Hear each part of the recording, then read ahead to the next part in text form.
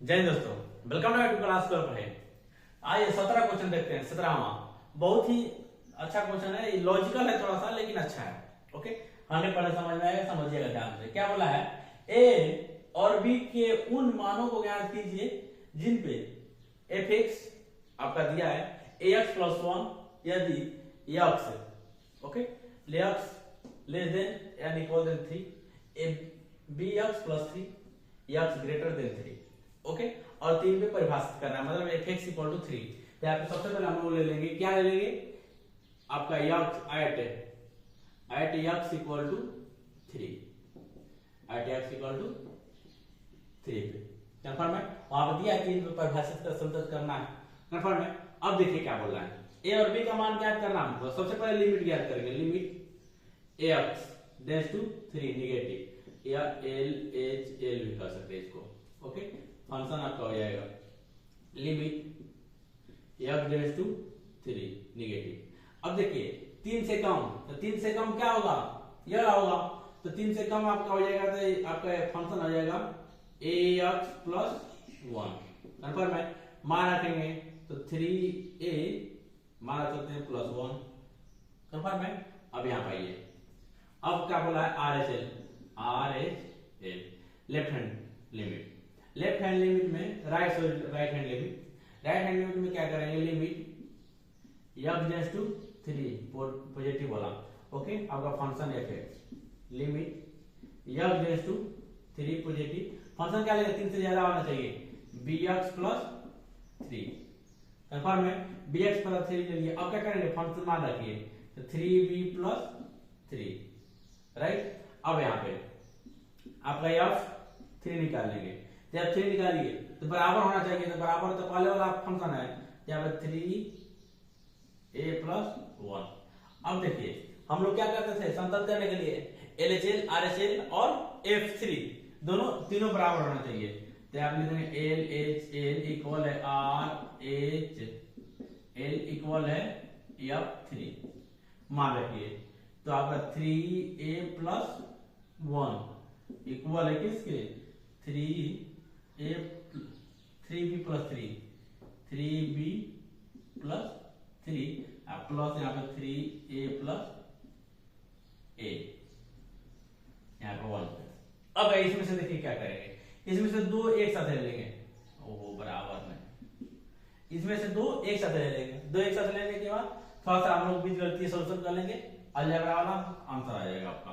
करिए, तो यहाँ पे लिख देंगे, देखिए 3a plus 1 equal to 3b plus 3, confirm है। अब इसको उस पर भेजिए, इसको इस पर भेजिए, 3a या ऐसे भी रख दीजिए, कोई दिक्कत नहीं है। यहाँ पे करिए, इसको इस पर भेजिए, तो यहाँ पर 3b प्लस 3 माइनस 1 या 1 उस पर जाएगा।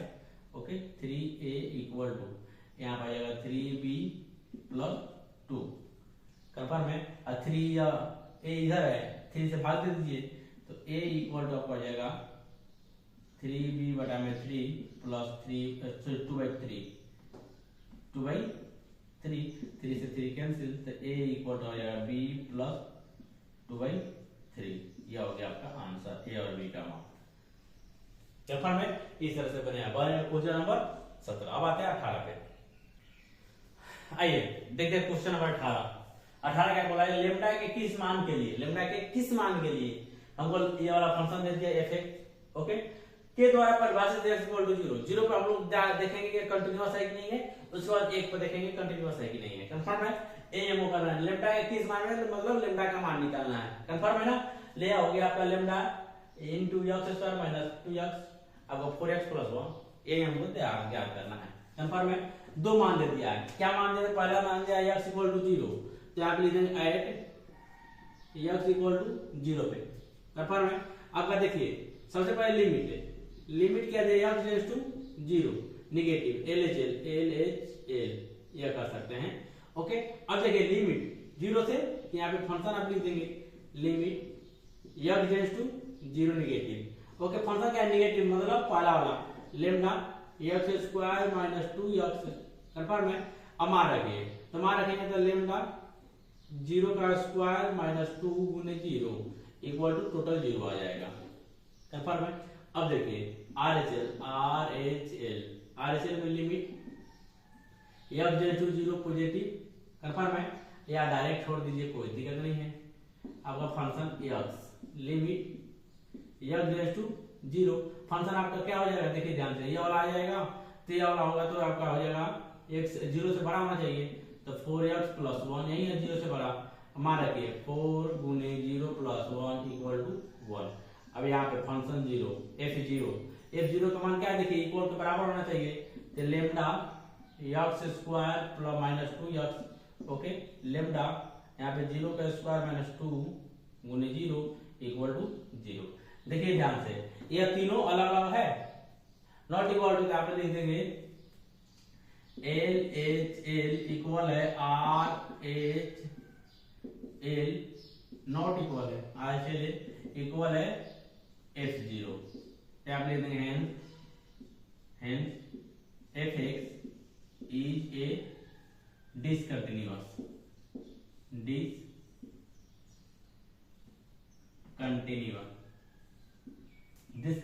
at x = 0।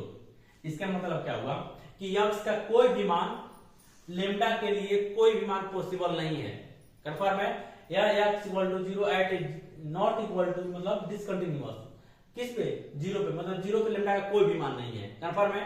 अब आते हैं दूसरा पे, यहाँ पे लिख देंगे eight x = 1।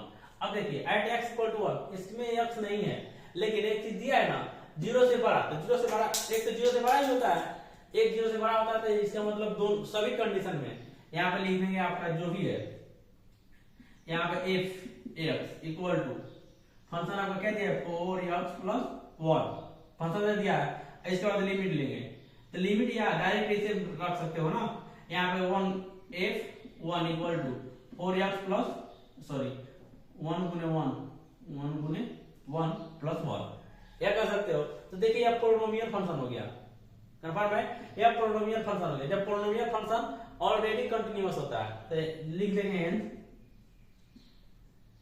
fx is a polynomial function and polynomial function, इसलिए यह ऑलरेडी कंटीन्यूअस होगा।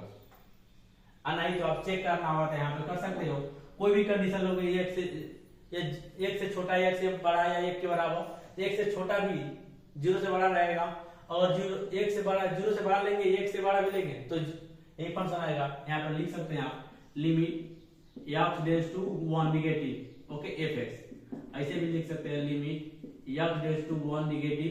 देखिए 0 से छोटा होना चाहिए, सॉरी 1 से छोटा होना चाहिए, लेकिन 0 से बड़ा ही होगा, 1 से छोटा होगा तो कंफर्म है। तो क्या लिख सकते हैं आप 4x + 1, ओके। अब यहाँ पे कर सकते हैं 4x + 1, 4 गुने 1 + 1 = 5, कंफर्म है। इसी तरह इसको भी कर सकते हैं लिमिट x टेंड्स टू 1, जब 1 से बड़ा होगा, 1 से बड़ा तो ऑलरेडी 0 से बड़ा होगा, x + 1, कंफर्म है, तो 4 गुने 1 + 1 = 5। और fx f1, यहाँ पे f1 इक्वल टू क्या लेंगे 4 गुने 1 + 1 = 5। देखिए तीनों बराबर आ गया, तो ऑलरेडी कंटीन्यूअस हो गया, या डायरेक्ट आप बोल सकते हो polynomial function is continuous function, right. अब मिलेंगे अगले क्लास में, तो देखेंगे क्वेश्चन नंबर 19 जो बहुत ही अच्छा क्वेश्चन है, ओके।